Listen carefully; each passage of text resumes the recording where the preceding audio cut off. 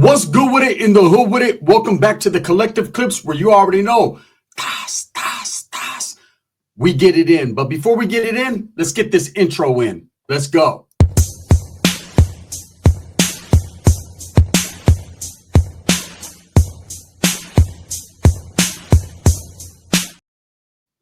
Welcome back to the Collective Clips. If you haven't already hit that like and subscribe button, make sure that you do that. Put the notification bell on all. That way you're directed in the direction of the dope content that the gun is kicking. I've been hearing a lot lately that they've been unsubscribing you to my channel. YouTube has been playing them flim-flam fucked up games. Hey, just re-up, man. Just like when you go to the connection, you got to re-up, resubscribe, and welcome back to another episode of Whoopin' Super Nortenos, right? This one's a little bit different, though. I'm going to bop you upside the head with a little something different, right? Thank you for all the support, though. Let me say that first and foremost.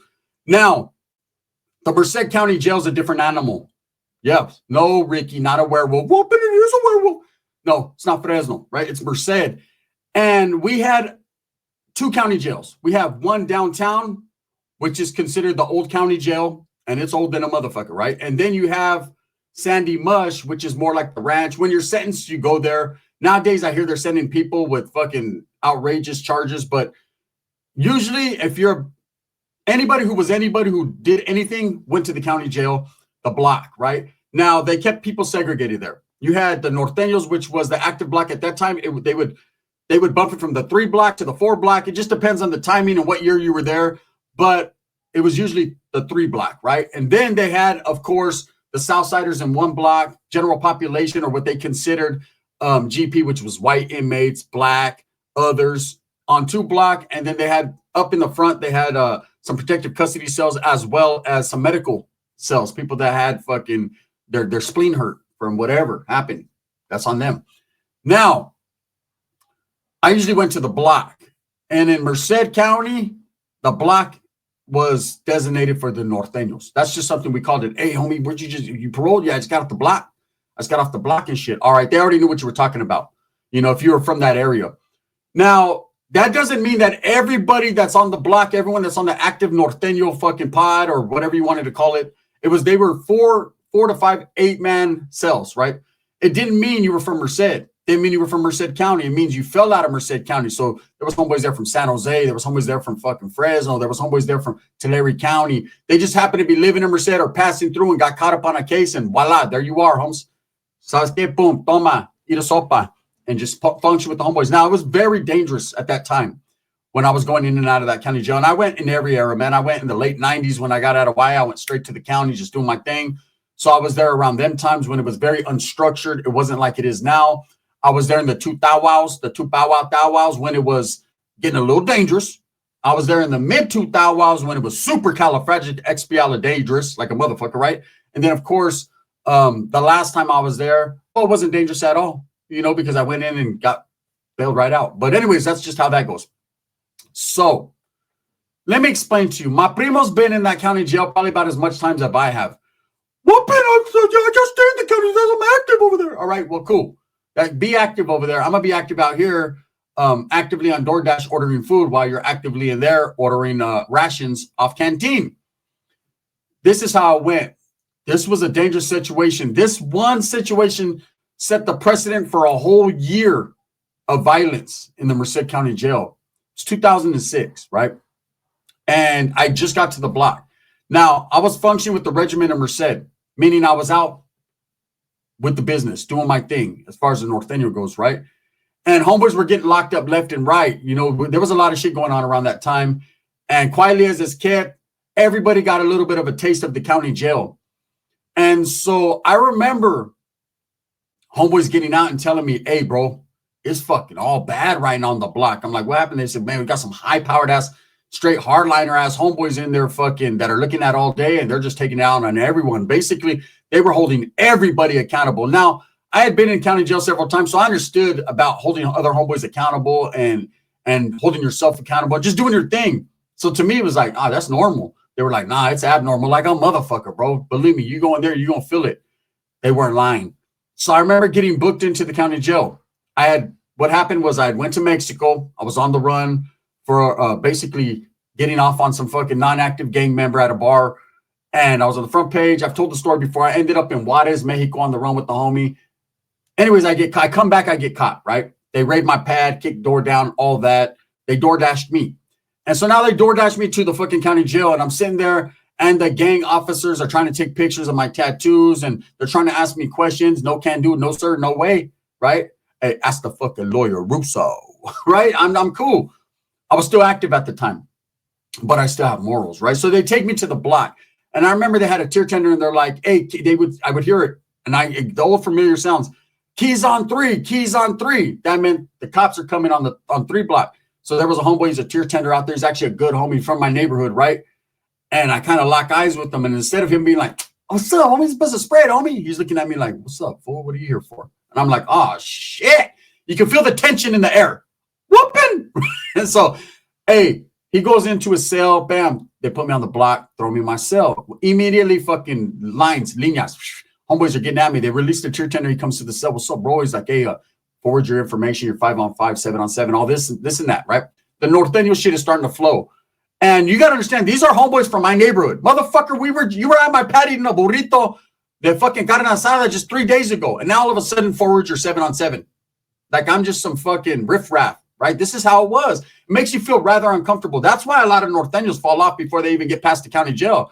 They feel the tension is in, I could feel it coming in the air. Yeah, definitely. Phil Collins are about to fucking cut your throat. So anyways, I forward everything I need to forward. I ain't got nothing to hide. I tell the homie, who's all here? I will let you know when we let you know. Bam. We go to yard. The next day, they're SBing on me all night, meaning they have 2 dudes with knives on me or razor blades. Whatever. It's part of the game, right? Next day, we go to yard. I get cleared immediately within that 24 hours. We go to the yard, and the same homeboys I was functioning with are all out in the yard. Now, let's rewind a little bit. When I got in that cell, you know, homeboys are looking at me like I got the plague, like I got the fucking coronavirus. They're looking at me like, stay away from me. You know, if they could put a mask on it, because I'm not cleared yet. So, hey, nobody wants to get caught up in no bullshit, because over there in the Merced County Jail, they're cutting your whole head off. It's like being in Juarez, Mexico, on the wrong block, right? They're not playing. And so once I get cleared, it's like an invisible shell goes away. The homies are like, oh, what's up, bro? So there was 2 homies in there from San Jose. Okay. And there was a fool in there named Koko from Gilas. And I can say his name now because, oh my God, right? So he's in there. And I remember he was in some sort of trouble. He had come from Sandy Mush. I guess he was in position in Sandy Mush to like be running it. And he wasn't never given that authority. The person, I guess, that he says gave him the authority to be the authority in charge. There's a lot of dudes that false claim they're always the authority in charge, always the shot caller. Everybody wants to be a shot caller until you got to call some real shots, right? So anyways, he was supposed to be over there doing this thing. He fucked up. Homeboys got caught up, so he gets called back to the block. Now, that happened from time to time. You get called back to the block, so you got to do something or get involved in something to bring you back, because motherfucking questions need to be answered. So he's over there, and I could already tell, but he's a little arrogant dude. Like he thinks he's somebody. And I'm not here to play that fucking role. I'm here to fucking get the best fucking deal I can and go on to Tracy prison.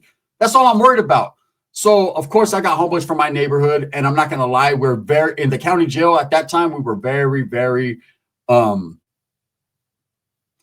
don't want to fucking say like, you know, it's hard to put into words. Let's just say this. There was a lot of homeboy favoritism going on. My neighborhood, because we were the deepest, we favored each other more than everyone else. But I wasn't raised like that, like in the game. I wasn't, being that I went to YA amongst a lot of homeboys from everywhere. To me, it was like a homie's a homie, right? But to the homeboys that were there, it was like, if you're not from Dead End, fuck you, straight up. So anyways, I got a lot of homeboys on there. My homeboys actually got the block under control. Some other dude gets there from Oakland. He's a little bit more seasoned. He takes the reins. That's just how it was. But it's all good. I fall right into the fucking groove of things, like the system. And as I'm doing my thing, I got these 2 younger homies from Saul. And they like to play a lot. They like to knock it out. They like to horse play and whatever. They're youngsters, like 19, 20 years old. Strivers, though, like really with the shit. They're just young. And that fool Koko, he doesn't like one of them. The one he didn't like was a little dude named Santi from Soho. I remember he was from the south side. And Santi had a big old south side on his back. And I remember Koko used to tell me, hey, don't fucking bust my eyes with that shit, bro, all the time. And see, one thing about Norteno, let me tell you something straight up. And we're going to get to the super funny shit in a minute, because Ricky, I'll tell you. So one thing about Northern California, anywhere, Southern California, you know, I met dudes from Northside Pasadena, Southern California, dudes from Northside, where whatever, 18th Street, whatever. There's different. It doesn't matter about that when it comes to your city. Dudes are from different sides of the city. So he had Southside because he was from Southside San Juan. I met a lot of dudes from Southside San Juan, right? Capitol Park. I met dudes from fucking motherfucking gangsters, all this different shit. And this dude was playing the super tough, super Norteno role. Like, hey, homie, don't be fucking having your shirt off with that big old Southside in my face, bro. And I could see why he was in trouble. Because not only was he a hardliner, but he was doing too fucking much. Enough where I had to voice my opinion. I was like, hey, bro, what do you mean? He's like, yeah, I don't like that shit busting in my eyes, bro. It makes me feel some type of way. Yeah, and I said, well, now I feel some type of way. So we were at odds. Within that cell, I got made the cell security, meaning that I was in charge of that cell. Now, not no shot caller. No, I'm not going to claim that, meaning it was my responsibility because I was older, I was seasoned, I was from the barrio that pretty much ran the county jail, that the homies put me in a position. It was just a fucking lightweight Mickey Mouse position anyways, right? But I had responsibilities, and I was going to uphold that for the Norteno cause. Of course, I was active. And so I didn't like dudes. So I got at the homeboy, one of the homeboys that was there from my neighborhood, like, hey, bro, this is fucking a character right here, Holmes. And he was like, yeah, don't trip. We got something brewing for him. There was already some shit going on. They were waiting for him to fuck up.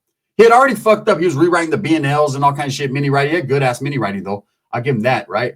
I don't know if he could do it now because they broke every bone in his body. But look, here's how it went down. So he started. Every time the homeboy Santi would do something with the other little homeboy was from the west side of San Juan, right? It's from the mob. They'd be fucking knacking it out, playing whatever. I'd tell them, hey, bro, you know what I mean? You guys got to conduct yourself with more professionalism. It's the way it is. I know. We're in here bored, bro. We want to fucking kick it, bro. But you guys over there playing Twister by the latrine, and something about that don't seem right. And so I do. Koko gets into it with Santi one day. He tells me, hey, I'm going to work out right now. It's my workout time. So what we used to do is we do two homeboys. You had to work out. You have to put in your hour mandatory.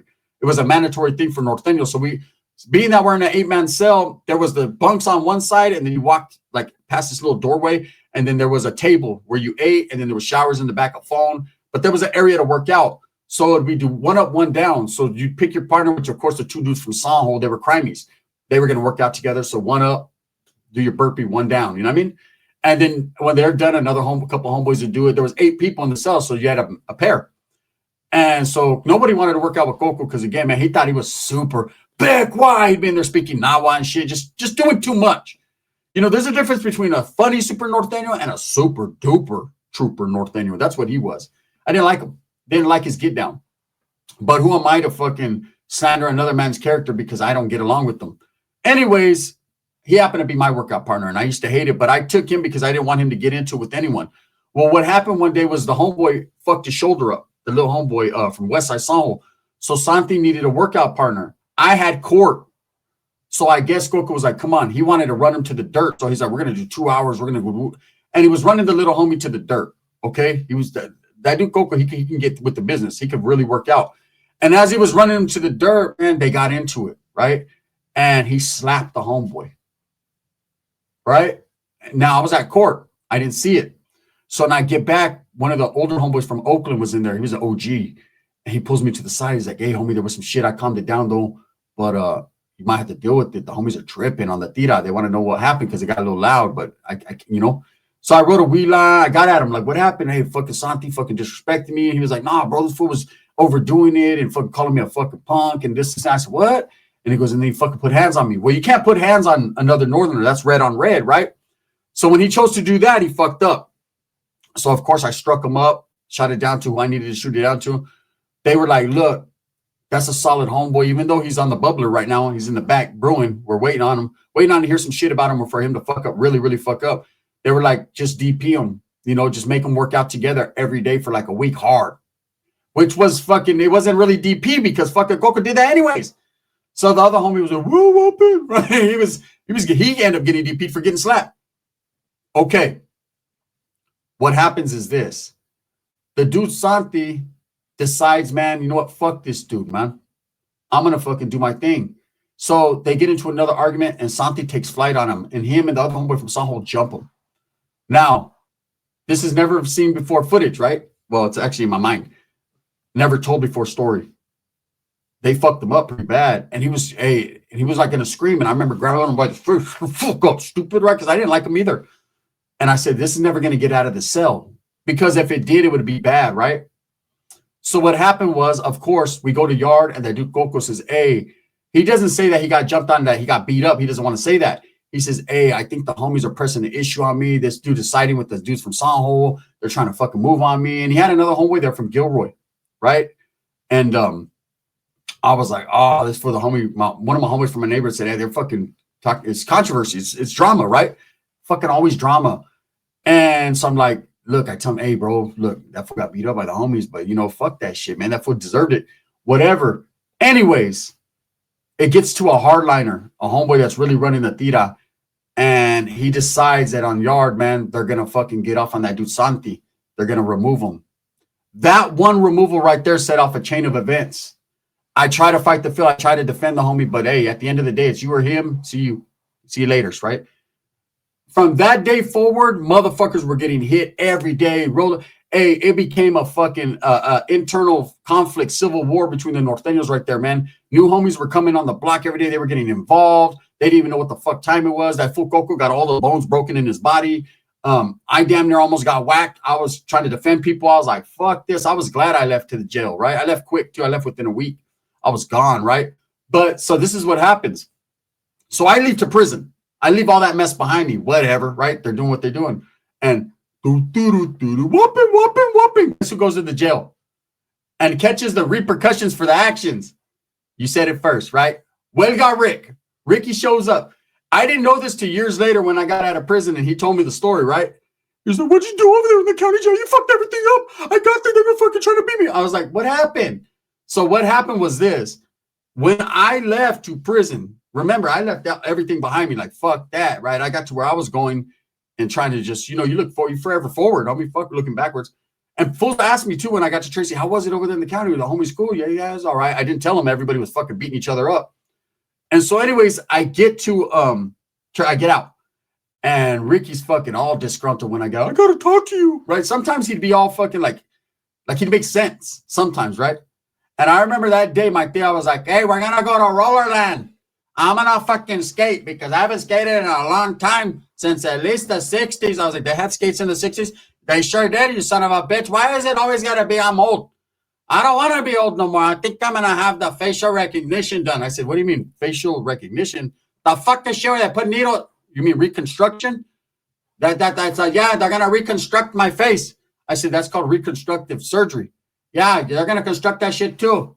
Well, guess what? I'm going to construct up some tapas and chorizo. We're going to eat some burritos. I know Sheila's definitely going to eat. And then we're going to go to Rollerland because Mijo wanted to take me. He got his social security check and we got $30 left over so we could both get in. I'm like, all right, whatever. So I remember she was like, hey, Ricky's he's upset with you. Mind you, I just got out of prison. I've been out for a week. You know what I'm saying? I just did 4 years. Just been out for a week. I'm trying to get my equilibriums back. I'm not active anymore. I'm not active anymore, right? I done fell off. So now I'm trying to figure out if my primo wants to whack me or if I might have to beat his ass. So he tells me, what happened with you? Why aren't you active? I said, oh, man, I'm not going to explain the whole story. There's a little bit of this and a little bit of that and a lot of this and a lot of that, right? And a lot of drug usage and the motherfuckers was just getting high and whatever. And he's like, I don't care about that. You left me in trouble, right? I said, what happened? So I guess when I left the county jail, the true story came out that we were in there. Well, it wasn't the true story. It was a fake story. But that Koko, that we were taking advantage of him. We were beating on him and whatever. He pressed that story. He got removed and was telling other homies, I guess, hey, the reason this is a fake removal, this is bullshit. Even though he didn't know motherfuckers were already plotting on him for the way he was acting. He was a bandito. But he told him, hey, man, that fool Gunner and these fools from Sanho, they were ganging up on me. They actually beat me up one night. I didn't beat him up. I just grabbed him with a fucking fist right there, right? Whatever. So when Rick gets there, because he's my primo, which they're not supposed to hold him accountable, but of course, Ricky's living off my fame. He's like, my primo's gone, my primo's dead, my primo. Motherfucker, fuck your primo. Right? Hey, I guess he got put on freeze. Oh, man, and all hell broke loose because you can't put someone like that on freeze. First of all, he doesn't understand what freeze means. Freeze! He'll keep on walking. The cop's like, I'm going to shoot you if you don't freeze. What? But I'm active. I should be getting a pass, right? Nah. What happened was he gets there, and they're pretty pissed about what was happening. Thank God my primo fucking got to clean some shit up, get involved with a couple of removals, do his thing. And I actually and factually seen a video, right? It was like a closed circuit video. It's on YouTube. And I could see my primo in the background. And because he's just like, oh, yeah, we were doing removals. Oh, but we're doing this, we're doing that, right? And I didn't see him too involved. I seen him over there trying to shoot a free throw, playing basketball while the shit was happening. I knew that was him. But anyways, yeah, he was all upset because he was like, that one chain event set off everything. And it did, man. Even to this day, I still talk to homies. They're like, damn, bro, what was happening when you guys were in the county? It was all fucked up. It was how one individual could fuck everything up, right? He affected not only me, he affected Ricky, and my tia fell like 3 times out of Rollerland, and she blames him too. I don't even, hey, he was like, I don't even know why mom fell. She used to be a good skater. She could skateboard, right? Like, come on, stop it, right? My tia's like, it's fucking your fault. Because when you were in the county jail and you wanted to back up the guy from San Jose, that I fell on my ass because the energy, right? Like, okay, yeah, all right. And what's Sheeta doing meanwhile? She's eating a fucking black dude's corn dog over there at fucking at the concession stand. Hey, I swear to God, it didn't matter where we went. If there was a concession stand, Sheeta was posted. Straight up. The lake, we have a lake. There used to be a concession stand there. Like, as a kid, I never seen the motherfucker open. It was always closed, but the myth is that it opened from time to time. Sheila would stand by the concession stand. This shit is boarded up with padlocks that big. And she'd stand there and I'd be like, Sheila, you're not going to get in the water or what? We're going to barbecue hamburgers and, hot dogs and shit. We got you on the hot dog. Girl, I know you like hot dogs. You know what I'm saying? We even got the all beef long ones, that you're used to.